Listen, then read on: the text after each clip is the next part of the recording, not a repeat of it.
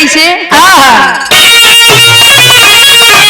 अरे तझुलनी पे उड़नी अरे जहाजिया उड़ादा हमार पाइजे बजा जहीरा जड़ादा हमार पाइजे बजा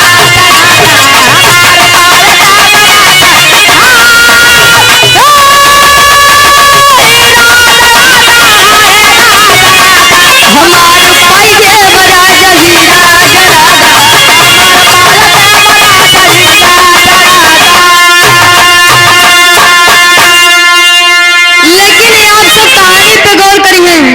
आखिरी गणेश चतुर्थी मनाई काहे जाते और गणेश जी का विसर्जन करब काहे जरूरी होते हैं।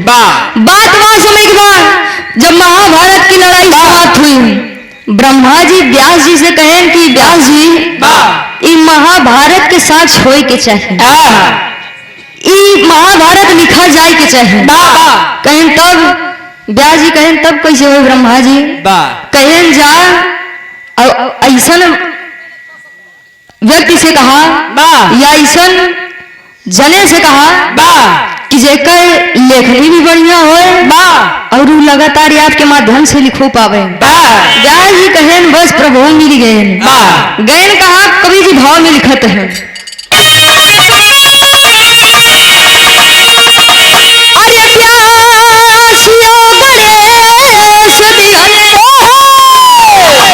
व्यासियो गणेश दिहले एक दूजे के बचनिया विसर्जन के सुनीला ग्रंथों में कहानियां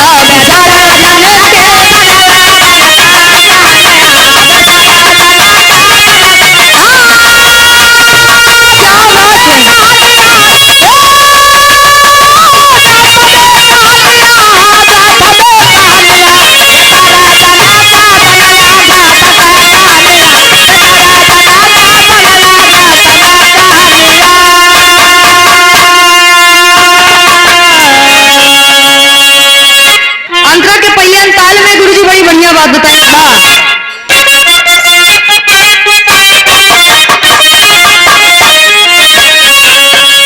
व्यास कहे लिखा ग्रंथ गौरी के लाई हो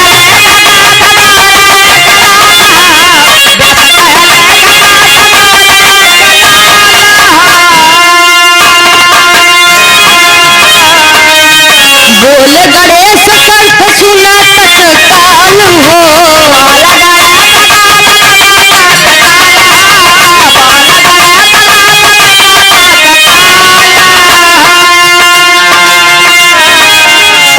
अरे चुप हो अरे चुप हो मुनि गण होई है लखनिया विसर्जन के सुनीला ग्रंथों में कहानियां विसर्जन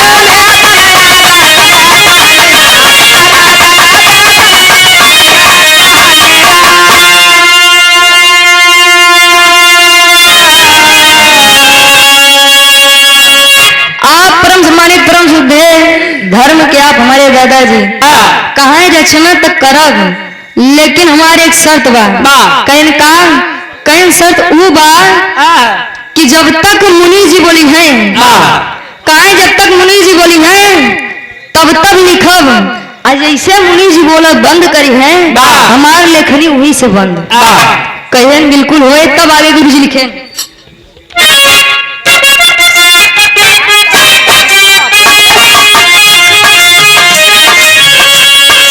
बंद करके अखिया के कथा तब सुनाए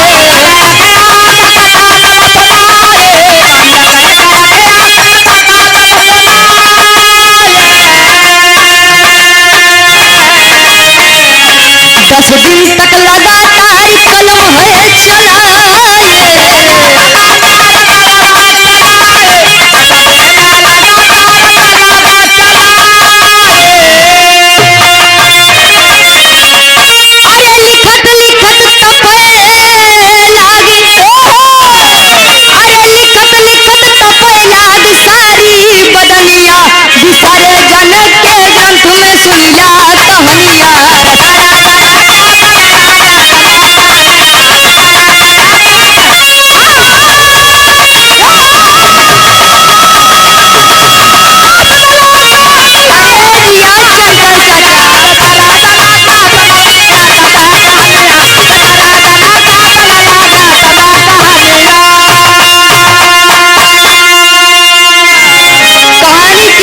गौर करिए, यहाँ जब व्यास जी आंख बंद करके कथा सुनावे लगे और गणेश जी आंख बंद करके जब लिखे लगे, तब बताएगा उस दिन चतुर्थी थी और गणेश चतुर्थी वही होती है, मूर्ति उसी दिन आती है। जब 10 दिन बीत गया व्यास जी की आंख खुली, तब हो थका गुरु जी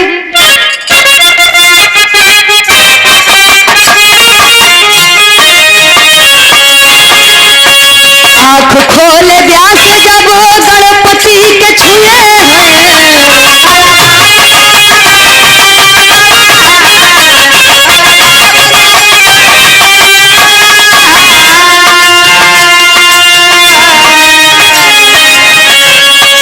ताप बढ़ा जाने तब शरीर को छुए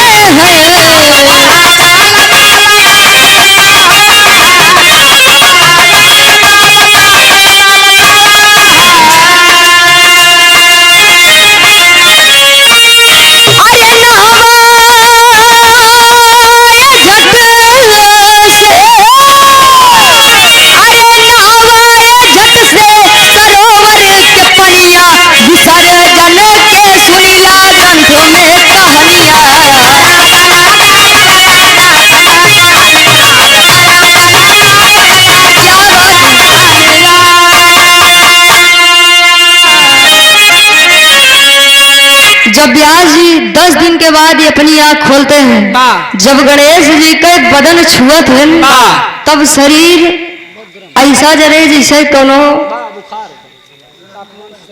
तापमान से शरीर इतना ज्यादा जले लाग, तो व्यास जी सोचें कि अब तो गड़बड़ भय। अगौरी के लाल यानी गणपति जी कह रहे हैं, शर्त रखे रहे कि जब तक आप बोली हैं तब तक हमारे कलम चले, जैसे आप बोला बंद करिए हमारे कलम पे आप बंद हो रुक जाइए। उस दिन अनंत चतुर्दशी बताई जाती है। तब व्यास जी किए क्या, गणेश जी को ले जाकर के सरोवर में स्नान करवाए। जब स्नान करवाए तब गणेश जी का शरीर तापमान के कारण जो इतना गर्म था ठंडा हुआ। तब यह बताया जाता है कि गणेश जी का विसर्जन तभी से चालू हुआ। आगे गुरु जी बताते हैं इनका। आप पढ़नी श्री गुलाब चंद और बड़का भैया अंगद जी बसारा की पावन धरती से 51 रुपए का महान आशीर्वाद गोड्स के पहली बार लाख लाख आशीर्वाद के चाह रहे हैं।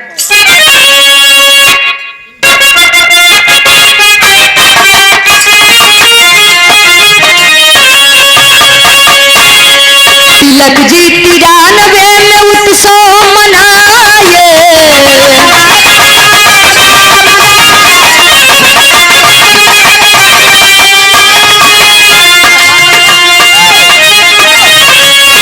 लाड़े खातिर जन से वीर पाए,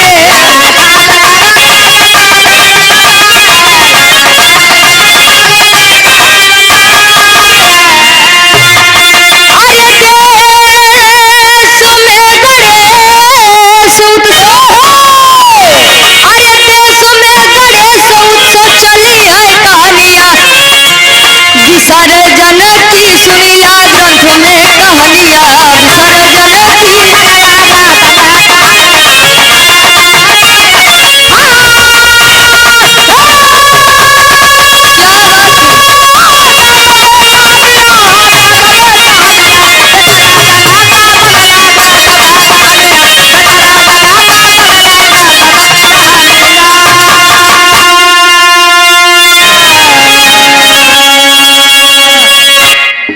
विसर्जन की महाराष्ट्र में 1893 ईस्वी में उस समय हमारा भारत देश अंग्रेजों का गुलाम था। बाल गंगाधर तिलक जी सोचे कि पूरे भारत देश में अभी तो सिर्फ महाराष्ट्र में गणेश चतुर्थी गणेश विसर्जन का यह त्योहार मनाया जाता है, लेकिन यह पूरे भारत देश में होना चाहिए। 1893 में तिलक जी इस उत्सव को मनाए और धीरे धीरे आज भारत के हर जिले हर देश में व्याप्त हो गया। गणेश चतुर्थी मनाई जाती है, गणेश विसर्जन भी जरूरी बा। आखिरी में इतना नहीं याद है। और उस गुफा में महाभारत और 18 पुराण लिखा गया। आखिरी में खानदान का परिचय बा।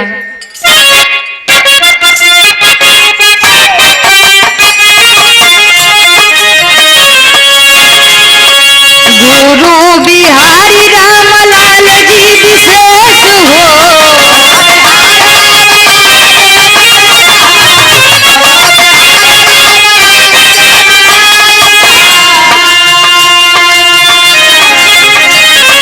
राधे श्याम सुरेंद्र के काट प्रभु कलेश हो।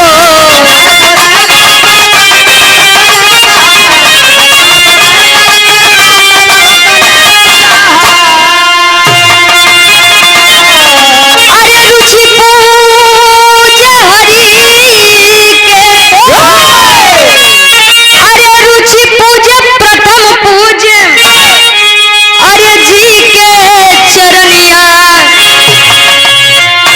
इस संसार में सबसे पहले पूजा गणेश जी की होती है। दीपावली पे देखा करें तो लक्ष्मी गणेश जी की पूजा होती है। गणेश जी की पूजा सर्वप्रथम यह संसार में होते ही वरदान महादेव जी स्वयं दिए रहे। अरे रुचि पूजा प्रथम पूजे अब जी के चरनिया, तब बिसर